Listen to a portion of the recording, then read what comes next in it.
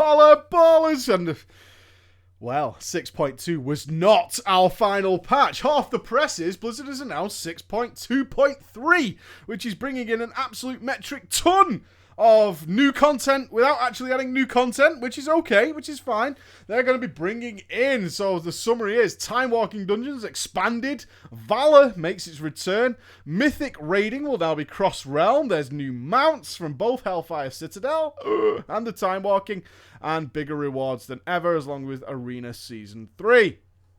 My God, did this come out of nowhere? I don't think many of us expected this much change at this point. But it's very cool. It addresses a number of issues. Will maybe highlight some areas that have started to fade away. Namely, raiding, with Legion being announced when people finish or perceive to finish their most tenuous goal, which might be like normal Archimond or heroic Archimond or whatever it might be. People tend to stop playing because that's where they're happy to finish up. And obviously they generally unsubscribe at that point. And potentially also gives us an insight into some of the ideas that may make their way into Legion. Good or bad from your perspective, that's entirely subjective and into your personal opinion. So what we'll do is we'll cover some of the ideas from both sides of the coin, and towards the end we'll look at the way this might knock into Legion, and then I'll also give my personal opinion on it towards the end. So whether you are currently still subscribed and playing the game, or if you're unsubscribed, there are things here that may or may not work out for you. So the Time Walking Dungeons are going to expand into Kata. No surprise, right? Are we really surprised that the Kata dungeons are getting this treatment? Every dungeon's going to get this treatment at some point. They've designed the technology to scale us without having to really fuck around with the dungeon. They can leave the dungeon as is and scale the player, which means they could do this for anything. They can do absolutely everything. Unlikely we'll see Ragefire Chasm, as it's not exactly the pinnacle of it's an educational tutorial on 5-man dungeons, essentially. But I could see a lot of dungeons, probably in a short time period as well. They may hold some of them back. We still yet to see the godsend that is the Oculus make its return.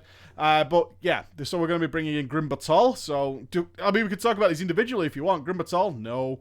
Really, the flying thing at the beginning, I hated Grim Batol. Stonecore, very cool. Lost City of the Tol'vir, loved that dungeon. Thought it was very nice. Vortex Pinnacle, loved it. Throne of Tides, will they make it so you can't skip 50% of the dungeon? Have to wait and see. And curiously, they selected End Time, one of the 3 Dragon Soul 5-man dungeons that came out, but ignored the other 2. Okay. It just means we're likely to see the other 2. But it's curious that they decided to pick the last one, which I always thought was the weaker one. Once you knew how to use the item, the Time Walk ability, and kill the dragon using maximum cooldowns, it was never much of a pushover. And what we've seen from Time Walking Dungeons is they are pretty much a pushover. So it'll be interesting to see what happens with that. They're also bringing in the Pit of Sauron, again, one of the 3 ICC 5-man dungeons from Wrath of the Lich King. They're bringing in Pit of Sauron. Undoubtedly, we'll see the rest of the Halls of Reflection and so on as we go forwards. The Forge of Souls. I like Pit of Sauron. I really do like the Pit of Sauron. It was very cool, had great atmosphere, had little mini events going on to it. Last boss was very cool, but the same could be said for Halls of Reflection. Many people hated the first boss. I didn't think it was too bad. You could make it crappy for yourself by hiding behind a wall. And of course, the Forge of Souls was always kind of cool. It was a lovely place inside. The interior was so well designed, as was many things in ICC. They're also bringing back Magister's Terrace. I'll be curious to see what they do with the second boss, as that was... I know a lot of people probably didn't play didn't play the end of TBC, but for those of us that did, even in Raid Gear, the second boss, the PvP boss, could sometimes just be a huge pain in the ass. It wasn't something you couldn't farm, obviously, if you were decently geared and a reasonable team, but for pugs, interesting to see. Time Walking tends to be easier by a long way than it originally was, particularly the TBC heroics. There's been no call for the nerfs of the Shattered Halls. So they probably have made a scale to maybe a little bit higher than what you're actually intended to be, because that boss was a pain in the ass. So we'll see what happens with that. Interesting. I'd definitely run that dungeon to find out how they've tackled it and whether they've just overscaled you or done whatever they want to do with it.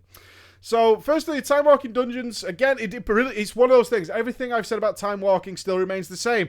It could be new content for you if you never did it properly, right? As we know, Time Walking doesn't represent what the dungeon was originally, because players and spells and talents and all that kind of stuff has grown over time and made things significantly different, so you'll never get that experience again. right? You'd have to go to a private server to experience those dungeons in their original true intention, but it's about as close as Blizz seems to be able to get, and for a lot of people, that might be new content. Maybe they didn't play in Kata, right? They never did Stone Cold, Grim Battle, Lost City of Tolvir. So whereas someone like me, which many of you might be in the same position, look at Grim Battle and go, ugh, God, I don't really want to do that again. That might put you off, but again, it's up down to a personal opinion. And plus, there's plenty of rewards for doing the time-walking dungeons. When they released the grind, right? They openly released a grind in order to gain a mount from time-walking dungeons. Many of you were not put off by that. There was a little bit of a grumble, but people were more than happy to go farming. Cool, give you something to do in the game. Not going to be moaning about that. I'm not surprised. It's very, very, very easy now for Blizzard to turn on dungeons and scale them for time walking. So it's nice in this complete lack of new content in terms of 5-man dungeons, which we have obviously going to continue with until the end of Warlords of Draenor. I would have been far happier to see, we're releasing 3 new 5-mans. That would have been cool. But in the absence of that, time walking is their answer. It's not for me. I would like to check out Manchester's Terrace out of curiosity, but for everything else, no, I don't really care. Why? I ran those dungeons hundreds of times. That's not going to change. So I'm not poo-pooing it, because there are plenty of people who did not tackle that content in that way, and they can go in there and do that. And considering we're definitely not going to get anything else in Warlords, fair enough. Fair enough, okay? So they will now have a chance to loot a rare Infinite Time Reaver mount from any time-walking dungeon. So we get the Infinite Time Reaver joining the squad of another mount that you can get from the time-walking event, which is cool. So let's say you're friends, which is great for a number of reasons. If you're a mount farmer, you can go ahead and do that. You're also going to, we're touching on later subjects, but you're going to pick up some Valor along the way. If you're farming Valor, and the time walking is what's popular, you might get a mount. Even if you're not farming the mount, you might get it, and the winning it is always cool. And on top of that, it's just extra stuff that's in there for different people, right? So this might bring people back who want to collect all the mounts. There's a new mount to get. Fine, I'll come back. I'll try it out. All that kind of stuff. So having another mount that may drop in there gives you rewards from both sides while you're either trying to obtain it or not trying to obtain it. It doesn't matter. It's going to drop anyway. So very, very cool. Cross-Realm Mythic. Wonderful. At this stage in the game, Cross-Realm Mythic is fine. Will they continue in Legion? We'll talk about later. But Cross-Realm Mythic is absolutely fine at this point. Guilds are dying and hemorrhaging, right? They're dying off for the reasons we talked about earlier. If your goal was to kill Heroic Archimond and you've done that, you might not be that interested in Mythic raiding because Legion's coming and your gear will reset. Why make yourself stressed out with the game if you don't think your guild is good enough to tackle Mythic, but you like the guild? And a lot of people step down for that reason. Cross-Realm Mythic allows you to bring in friends who have finished the content, or people who are slightly more progressed and have good alts, people who raid, old friends who have moved on from your guild but still like off raid days. There are an endless number of reasons why Cross-Realm Mythic is great at this point in the game. It's really cool, even from just trying out new potential people. Don't have to pay for it, you can just bring them in, give them a try, see what happens, or you can go and help other people. I think this is wonderful.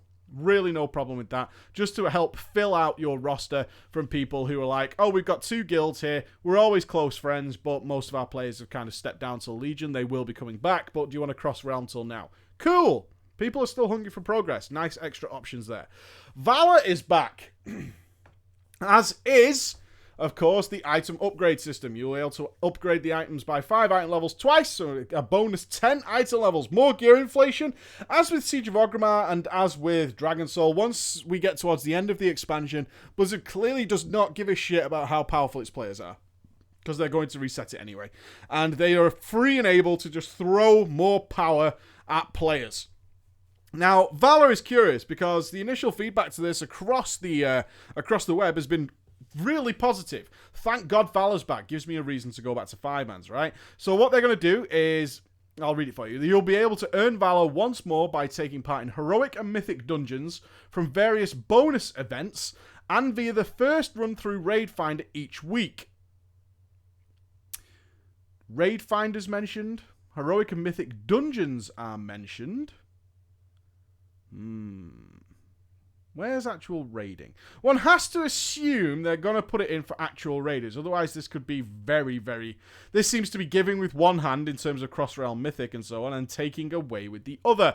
So, word for word, it does not mention actual raiding giving you the bonus. But we have to kind of hope they do. It doesn't make sense. There are insights on this. I think this is curious, because this is the biggest addition to the patch. Dungeon content shines when its difficulty is appropriate to players' power level. So mythic dungeons will be the most lucrative source of valor for players who have items from Tanaan or Hellfire Citadel. For those who are still gearing up to tackle mythic dungeons, or who prefer to use queued matchmaking, Raid Finder Wings and the first heroic dungeon each day will also provide valor, as will most of Seer Kazal's weekly event quests.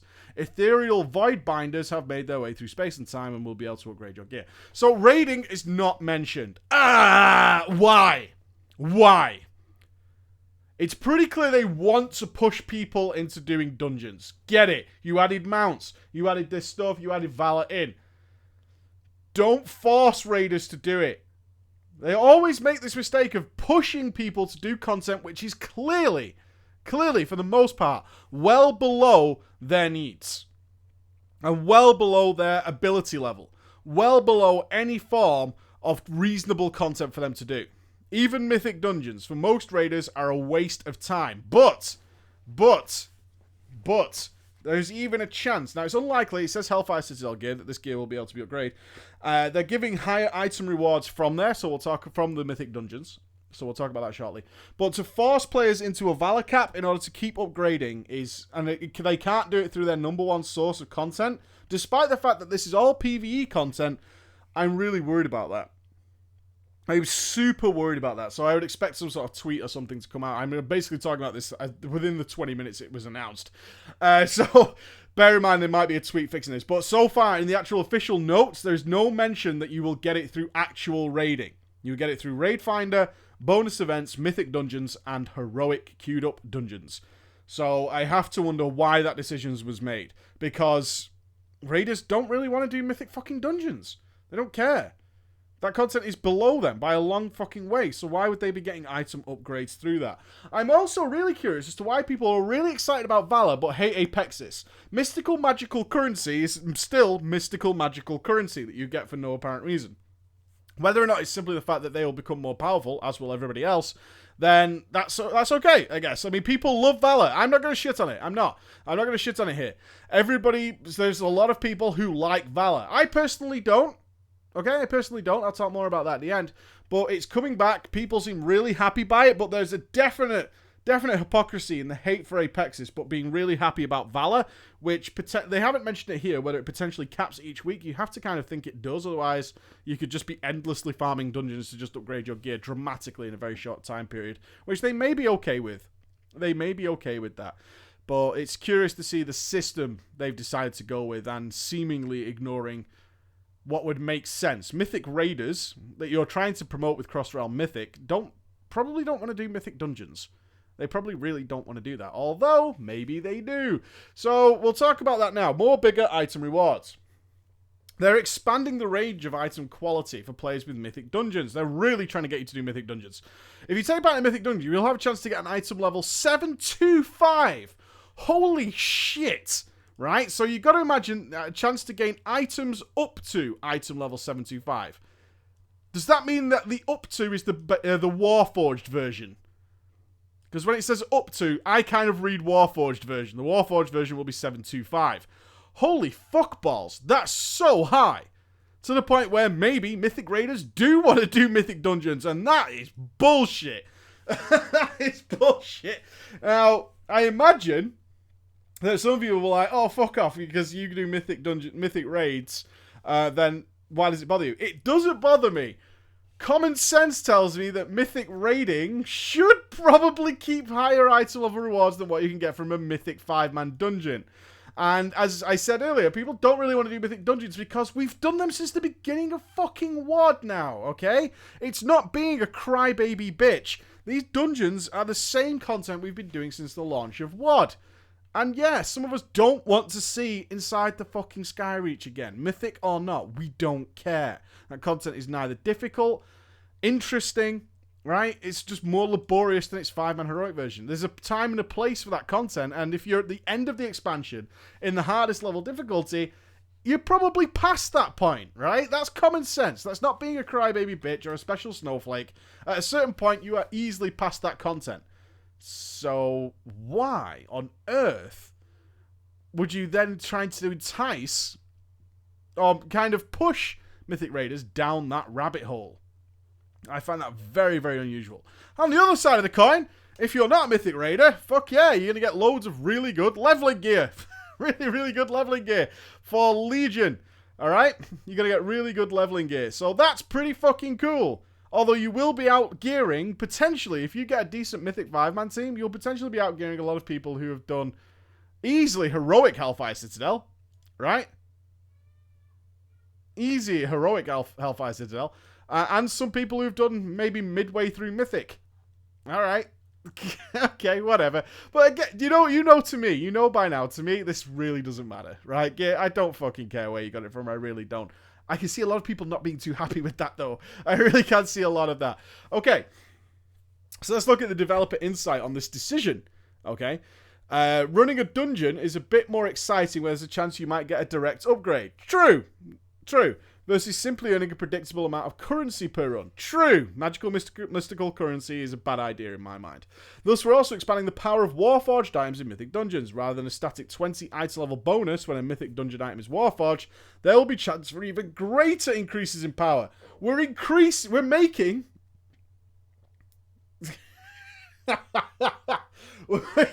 the random chance at Warforged even more random. Okay, so that's what's going to happen. We're adding another layer of RNG on top of that. Pretty cool, right? Pretty cool. The very luckiest players might even obtain item level 725 versions of dungeon drops, with increasingly better odds at 720 or 715 and so forth, fully spanning the range from 685 to 725. A 40 item level variance in a 5-man. Wow. Wow. Just what? What? Okay. We're also applying this system to baleful items in Tanaan itself, which can now range in quality from 655 all the way up to the normal 695 we're used to, which makes sense, right? So there'll be various in degrees. It won't be either ludicrously low or ludicrously high. Raiding, crafting, and PvP will remain the most reliable sources of the best gear available. Will it? I hope so. I really hope so. But it does. Technically, it does. We'll have to see. What is the chances on getting a 725 item? We don't know, right? We don't know. Gotta put it out there. We just don't know. But holy shit. Holy shit. We're randomizing the randomness so to add more. And the 40 item level variance in a single 5-man dungeon. One has to beg the question, why? Why keep the bottom end? I'll be on the fence here and say I'm okay with you getting 725 dungeons from Mythic Dungeons. I'm alright with that. I don't care. But why create the bottom end so much lower? That's 685. Can it be 700? Is that a problem? Can it be 700? If you're going to do it, just to not create a 40... I mean, the sads you must feel when you get the 685 version and it could have been 725. This item is 40 item levels lower. 40. Right? Consider how long it takes to add 40 item levels to your legendary ring. And this drop in your 5-man was 40 less than what it could have potentially been. Talk about devaluing your own loot. I mean, we talked about this recently, but wow. Whatever, man. That's what's happening. And, of course, Arena Season 3 is coming. So, all very cool. So, let's talk about the Moose for a minute for mount collectors. So, what they're going to do is add another mount to Hellfire Citadel to try and get people back into at least Heroic. So, Heroic Archimond, which a lot of people struggle on. It's much more difficult than Mythic Hellfire Assault or even Iron Reaver. That's true. So if you kill Archimond on Heroic or higher, you get a quest, an item to begin a quest that will give you a Moose mount, which a lot of people thought was going to be the Store mount. No doubt eventually will be. This quest is going to be removed before Legion's launch. So it's there. If you want to get it through actually doing content instead of having to buy it, there you go. There you go. That's what they're putting in there. Nice idea. Nice idea. Heroic's not too difficult. It is tough. It is tough. There's no doubt about that. But with a push and with cross-realm Mythic players being able to come across and all that kind of stuff, and the amount of free time a lot of people have in WoD right now, fine. Nice little system to gain this mount if you, for whatever reason, don't want to buy it or cannot buy it. Right? That's fair enough. That's fair enough. So, what about Legion? How does this look for Legion? It looks like... Now, this is where I kind of get sad, because I think Valor is a really cheap mechanic. I do. I know a lot of people really like it. It's about the most base and simple solution you can get, rather than actually some of the stuff we talked about in the Legion hype videos. which is that there are items that drop and you have various choices and paths you can take with that from doing 5-man dungeons. Something that gives you mystical, magical currency, then you visit a guy who's like, give me your magical mystery currency and I'll give you 5 item levels, is about as simple a solution as there is. It's almost childish in its nature. I always considered that with Valor. As much as I went and got it and did the stuff with Valor and got some upgrades and all that kind of stuff, yeah, that's fine. But if we even look at something like Dark Souls, I love the idea in that game that in order to reinforce items that you liked, because obviously different weapons and such gave you different styles of attack, is that then you would have to reinforce that weapon. You could make that weapon better if that was your favorite kind of weapon. That's very cool, but in order to do that, it wasn't just magical mystery currency. You could use that for the lower down stuff, but for the really good stuff, you had to go out and do something. You had to acquire some reagents, something interesting, similar to The Witcher 3. The Witcher 3's basic stuff is pretty easy to get. Not hard to get. It's like collecting sort of the leather now. It's not very hard to acquire. You can even buy it if you want to. But if you want to make the really, really good stuff, that might take some stuff from various creatures that are out in the world, various mobs that aren't as readily available. That's going out and making an effort. That's giving you gameplay out of choice to make your stuff better. I much prefer any system along those lines than magical mystery currency for content I might not want to do or might not be interested in. But certainly if it has a cap per week, meaning this isn't never-ending treadmill again, and then some guys like, okay, here's 5 item levels, which is almost very boring, rather than being able to add some kind of statistic or some kind of chance on effects. Anything like that is far more interesting. I mean, I've got into this in Legion. So I said in the Legion video, if they came back with something like Valor, it's about the most simple, boring solution they could come up with. And it's similar with Professions. They said Professions will be relevant and Dungeons will be relevant. And it was, if they just add in this one ubiquitous sort of reagent like Primal Nethers into Dungeons, it's about as simple and as obvious and as lame a solution as you come up with. It is lame. Valor is lame, right? If you love it, cool, but it is a lame idea. It's magical currency that somebody apparently gives you for doing a dungeon. Somebody's like, oh, here's some Valor points. Some godly creature just passes upon you, and then you just literally walk up to a guy, and then there you go, your item's 5 levels higher. Okay, cool. It doesn't make much sense in any respect, and it's totally gamey. It's very gamey, and gamey is a phrase that we use quite a lot now. It's a very gamey idea, rather than going, how can we make this interesting? Because I don't think Valor is interesting. It's something to do, don't get me wrong. Absolutely something to do. It's definitely an incentive. But as we said, incentives can range from something really lame, but it's still technically an incentive, to something really interesting, which is a good incentive. I think Valor is the weakest possible incentive you can get for 5-man dungeons, because ultimately you're going to be running them week on week on week, and that gets old very, very quickly. It almost becomes like this routine of content that you have to put your mind and body through on a weekly basis just to get this point, although the content and what you're actually doing with your mind and body at that time isn't particularly interesting. I know if I was forced to do, let's say, Skyreach and any of the other WoD dungeons every single week, to get my Valor points, because obviously we didn't have access to scenarios this time around, I would have been pretty unhappy. If this is going to make its way into Legion, I will be disappointed. I think that's a fair thing to say. I would be disappointed if Valor is the solution that they've spent time and ways thinking on. From the guy stood on stage at Gamescom thinking, we're going to do it, but we're not sure how, makes me think that they didn't want to go down the road of Valor. And then we saw in the patch now, it's like, well, Valor's coming back. And it's like, could you not do anything other than magical mystery currency? But it's really cool for a lot of people who enjoy having something to do and feeling like they're getting rewarded for it. I just think there's so many better ways of doing it. So many better ways of doing it than that. I don't think there's anything else here as I browse through. Will Mythic, I guess Mythic raiding cross-realm.